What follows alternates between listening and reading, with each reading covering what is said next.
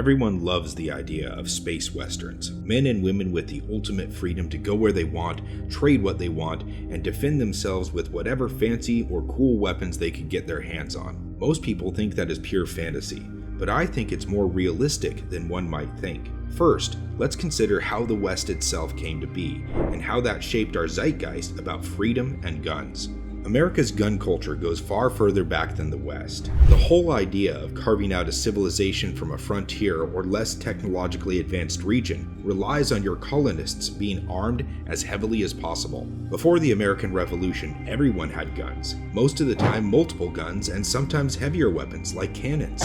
In fact, private ships often had heavy cannons for protection against pirates or hostile powers. Individual citizens would own the most powerful weapons of the day, ship-killing and city-bombarding weapons. In modern terms, these were the equivalent of cruise missiles and bombs. Couple this with the successful rebellion against Great Britain, literally the strongest military power at the time, and you have a very set national mentality about personal ownership of weapons. Now, fast forward to the era of Manifest Destiny. Because everyone who goes west has to protect themselves against animals, elements, and understandably angry natives, and even hostile powers like Mexico, that mentality is reinforced. As I discuss in Kleptonomics, personal protection of life and liberty is the whole reason we joined together under governments. Americans alive today had relatives who, only a few generations removed, had to protect their own lives, freedom, and property through the barrel of a gun. Keep in mind, it is not a moral negative for these people to have protected themselves with weapons. It is a good thing to protect your rights, and it is evil for someone to try to take them away, be it a government oppressing a population or a bandit trying to take your stuff. The reason this was so necessary during the westward expansion is because there were such huge tracts of land with low population and low law enforcement and high levels of danger. You can't just tell a pioneer, "You can't take a gun with you, the government will protect you," when the nearest army base is 300 miles down the trail.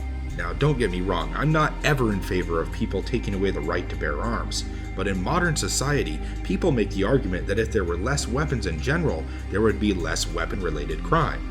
That it would be safer to give up your weapons and rely on the state for protection.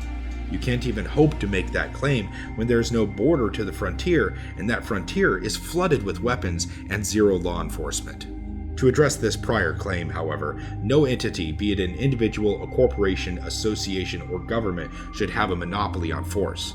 If the state has a monopoly on force, there is nothing stopping it from using that force on the populace to squeeze harder on its people, because it knows that they cannot resist violently. Throughout history, the first thing an oppressive government does when it rises to power is go after the private ownership of weapons, because the people in power believe only they have a right to use weapons. Remember, all government action eventually comes down to force, even something as minor as a parking ticket. If you ignore it and the fees rack up long enough, it will cause someone to come to your house to try to arrest you. If you resist that too, they will use force. If you meet that force with force, you've committed felonies and will probably die. That is why libertarians say there is no law so small that the government won't kill you over it. It isn't about that particular law, it's about the escalating response that will occur when you refuse to capitulate. How do you enforce small laws? With fines. What happens when you ignore fines? Bigger fines. What happens when you ignore those? Criminal charges. What happens when you ignore those? Men with guns will come to arrest you. Eventually, every law results in men with guns enforcing them. Now, setting aside the issues of citizens versus their governments, the more easy it is for criminals to access a weapon, the more dangerous it will be for you personally if you are denied a weapon yourself. If everyone is running around armed and you are not, you are the one who is vulnerable. No sane person would go unarmed in such an environment. This is why conservatives say it is so stupid to enact gun laws, because law-abiding citizens will obey the laws and be disarmed, but criminals who already have guns won't. So therefore, you're left in a situation where tons of criminals have guns and no law-abiding citizens have guns. That's a recipe for disaster. That's why places with tight gun laws, like Chicago, have such horrible gun crime rates. One thing to keep in mind is that the more advanced your technology becomes, the more easily things can be used as more effective weapons. Consider, for instance, the fact that a vehicle can be used to injure and kill many people in quick succession. You could potentially kill a person with a horse and buggy, but it would be hard to plow through a parade and kill multiple people and injure dozens. A vehicle can arguably be more dangerous in many situations than a weapon designed to kill. Despite all the opinions on the Kyle Rittenhouse trial, he only shot 3 people, killing 2 of them in Kenosha, while the attacker in Waukesha killed 6 people and injured 62. The difference in scale between these 2 events should be obvious to everyone. The car was more dangerous than the gun. Now imagine how much damage a plane could do. Or how about a starship in orbit? Anything moving at orbital speeds has the ability to cause massive damage to anything on the surface of a planet or anything with a relatively stationary position. This is why static defenses in space will always be at a disadvantage compared to mobile starships. Everything that made weapons necessary during the colonial and westward expansion eras will be magnified manyfold in space, both if FTL is discovered and if not. The dangers of space means you will need heavy equipment. Ice miners and asteroid miners can drop material on ground targets or stations with the equivalent force of nuclear weapons. You need independent medical equipment for life-saving treatments beyond the reach of civilization. You need lasers for construction and mining. You need kinetic weapons to protect your ship from asteroids. You need armor for the same reason. You need sophisticated electromagnetic tools to protect against radiation. We can't even imagine all the tools that will be needed, and I guarantee many of them will have lethal alternative uses. In space, you will always be away from civilization and law enforcement. Our solar system is unfathomably huge. The circumference of the Earth is 24,901 miles. The distance to Mars at its closest point is over 224 million miles, and the distance to Jupiter is over twice that. The Oort cloud is 4.6 trillion miles.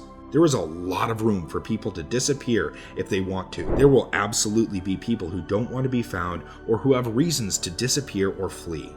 There will be people who prey on the weak or unprepared. In such a colossal space, there is no question there will be pirates or opportunists. So then you will need to purposefully arm your ships to protect yourself from pirates and foreign powers. Do you honestly think that in such a vast oceanic darkness, less savory nations won't turn to privateers to weaken and harass their rivals?